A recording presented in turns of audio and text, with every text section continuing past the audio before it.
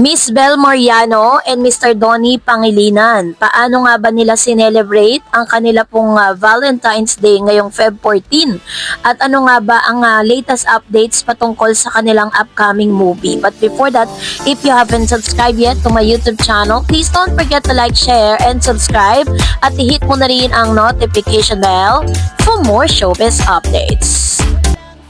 Of course, bago tayo magpatuloy sa ating updates for today's video, nais ko pong pasalamatan kayo for always watching and trusting this channel. Thank you so much sa inyong laging panonood at palagi ang pagsubaybay sa mga updates po natin. Maraming salamat po. At ngayong araw, ito na, pag-usapan po natin si Mr. Donnie Pangilinan and Miss Bel Mariano, kung saan ay narito ang ilan sa pinaka-latest updates nung ilang linggo pa lang po ang nakakaraan ng i-announce ng ABS-CBN ang upcoming movie, no? Sabi diyan, we've been keeping this from a lot of people for a really long time. It's been in the works for quite some time. Me and Bel have spent sometimes working with ourselves and doing our own stuff, Pangilinan said. So, ngayong araw nga ay diniklara ng ABS-CBN na si Direk Cathy Garcia Sampana ang siyang magdidirect ng upcoming movie nito pong si Bel at saka si Mr. Donnie Pangilinan. Alam natin na si Miss Sampana po isa sa pinakamagaling na direktor dito po sa Pilipinas alongside with Direk Brillantes, no?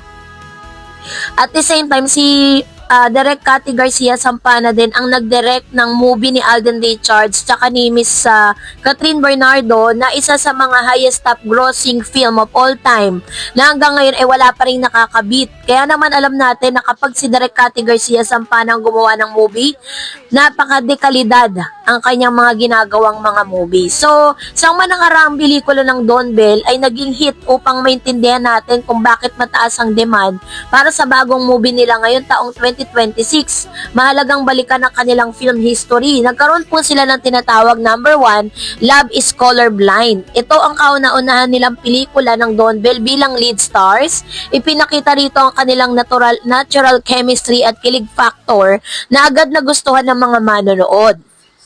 Kahit pa nga pandemic release ito at ipinalabas sa digital platform, naging matagumpay pa rin ito sa streaming numbers at social media buzz.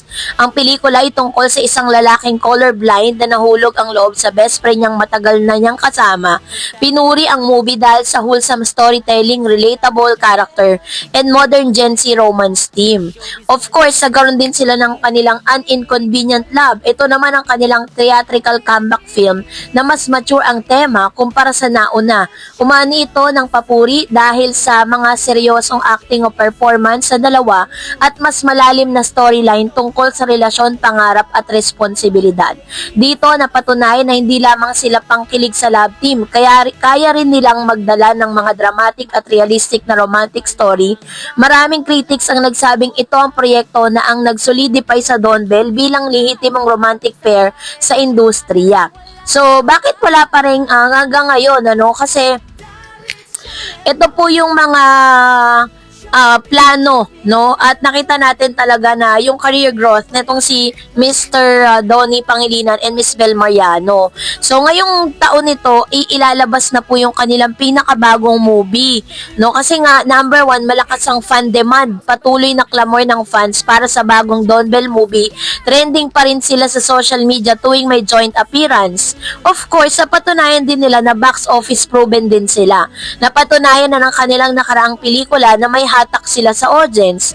Malakas ang kanilang branding na bilang love team. Sa Philippine industry kasi or Philippine entertainment industry, malaking factor ang loyal fandom at isa ang Don Bell na may pinaka-solid na fan base. Kaya naman talagang makikita natin na pinaghahandaan ng ABS-CBN ito.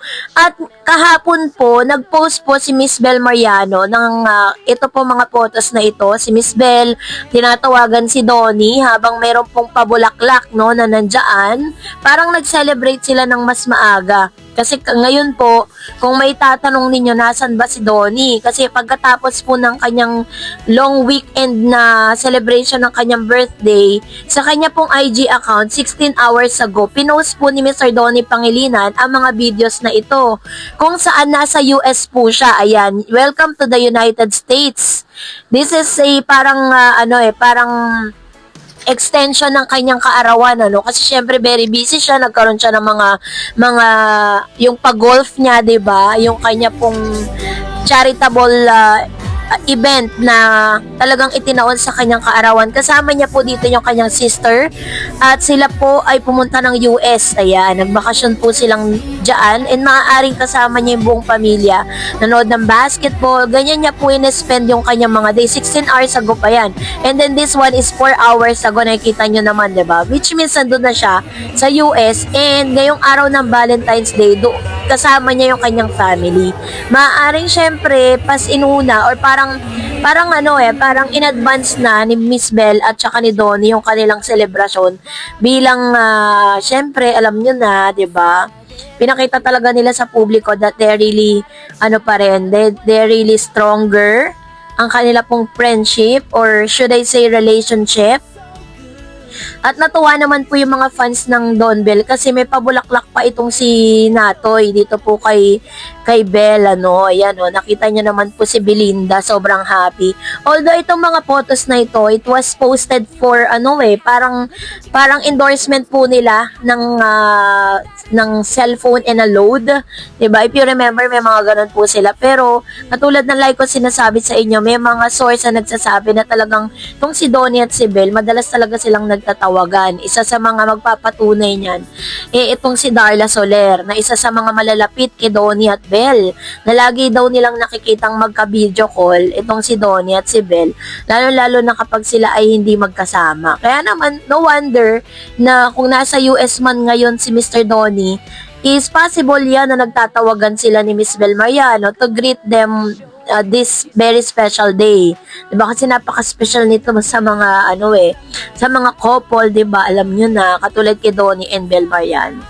At ngayon, of course, syempre, katulad po ng ni-reveal na meron nang director na mag-handle ng kanila pong movie, pero wala pa pong storyline na nilalabas kasi kailangan daw po is talagang magkaroon ng makapag-create sila ng excitement sa mga fans kung anong klase ng movie, kung anong klase ng mature role yung kanilang gagampanan. Kasi yung sinasabi ni Miss Bell tsaka ni Mr. Donnie na mature role talaga yung kanilang gagampanan. At the same time is nag-level up yung kanilang mga character doon po sa movie na kanilang gagawin. Kaya kaabang-abang talaga yung kanila pong mga ganap ngayong taong 2026. Dahil aside from movie, ay bibigyan din sila ng another series na mapapanood sa digital platform. So yun po yung abangan natin kasi talagang Don Bell is giving now ngayong taong 2026 kasi napatunayan talaga nila na kaya rin nilang mag-solo era at the same time, mas malakas sila pag magkasama. So that's it for today. For more videos and updates, please don't forget to like and subscribe, and please don't forget to follow my Facebook page, Dar Eds TV and Dar Eds channel. God bless everyone!